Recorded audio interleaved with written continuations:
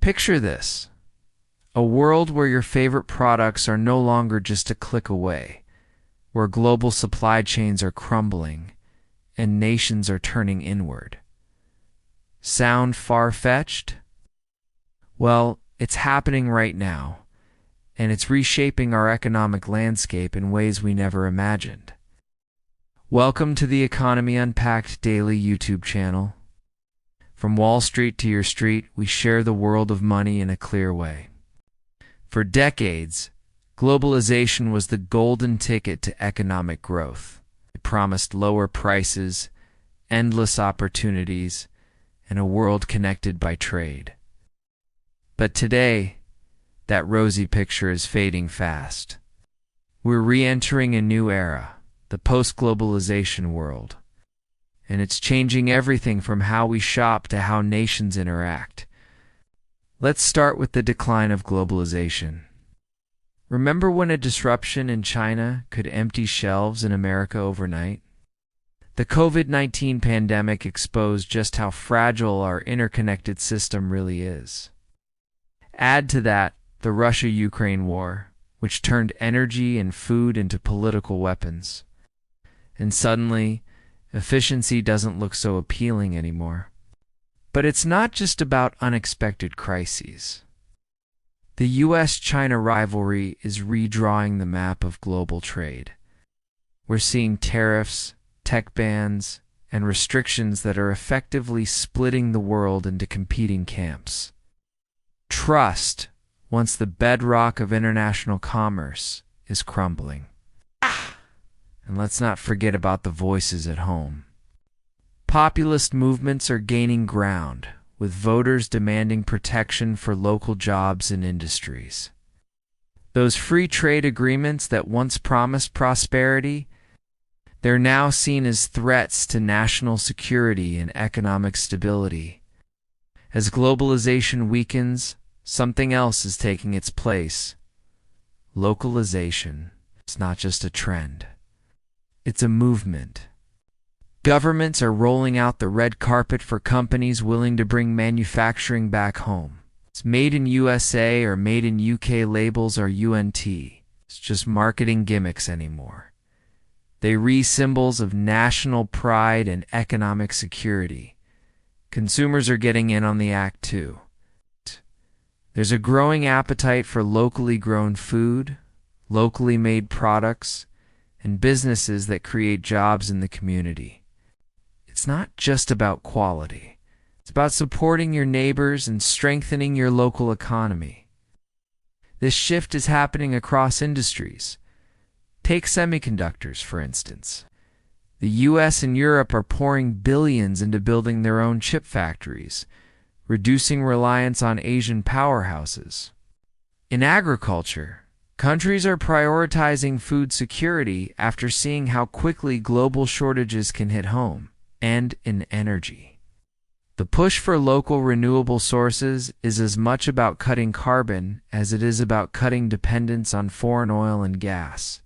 But localization often comes with a side of protectionism. Governments aren't just encouraging local production. They're actively making it harder for foreign competitors.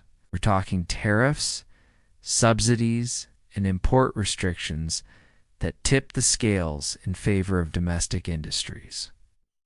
The argument goes that these measures are essential for economic sovereignty and national security. By sheltering vulnerable sectors like manufacturing or agriculture from foreign competition, countries hope to build resilience and protect jobs. However, protectionism is a double-edged sword. Sure, some domestic producers might thrive, but consumers often end up paying higher prices. And what about industries that depend on exports? They could suffer if trading partners decide to retaliate. It's a delicate balance between strengthening local economies and maintaining global efficiency. Let's look at some real-world examples of how this is playing out.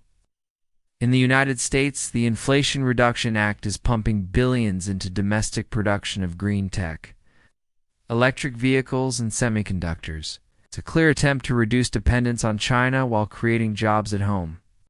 Across the Atlantic, the European Union is on a mission for energy independence, especially after the Russia-Ukraine war exposed its vulnerabilities. They're investing heavily in renewables and rethinking agricultural policies to boost local food security. Meanwhile, Asian countries like China, Japan, and South Korea are playing a clever balancing act.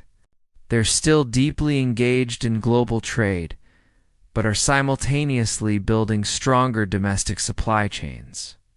It's a strategy that aims to reap the benefits of globalization while reducing risks. So, where does all this leave globalization? Well, it's not dead, but it's definitely evolving. We're likely to see a more limited form of global trade, with critical industries like tech, energy, and defense becoming more localized. Less sensitive sectors might remain globally integrated, but the days of unfettered globalization are probably behind us. We might also see the rise of regional blocs. Instead of one global system, you could have several interconnected zones. North America centered around the US, Europe around the EU, and Asia around China. Trade will continue, but within more controlled, politically aligned networks. For businesses and workers, this shift means adapting to new realities. Companies will need to rethink their supply chains, potentially leading to higher costs. Consumers might face steeper prices, but there could also be new job opportunities and revitalized local industries. The businesses that thrive will be those that can navigate this new landscape quickly and creatively. As we wrap up, it's clear that the post-globalization world isn't about the end of trade. It's about its transformation. We're moving from a system that prioritized efficiency above all else to one that values resilience and selective cooperation. The big question remains: is this shift towards protectionism and localization good or bad for the global economy in the long run? That's where you come in. What do you think? Is localization the right path, or does it risk dividing the world even further? We want to hear your thoughts. Like this video, subscribe to our channel, and share it with friends who love diving deep into global economics. Your engagement helps us bring you more analysis on the issues shaping our economic future. Until next time, keep questioning, keep learning, and keep unpacking the economy with us.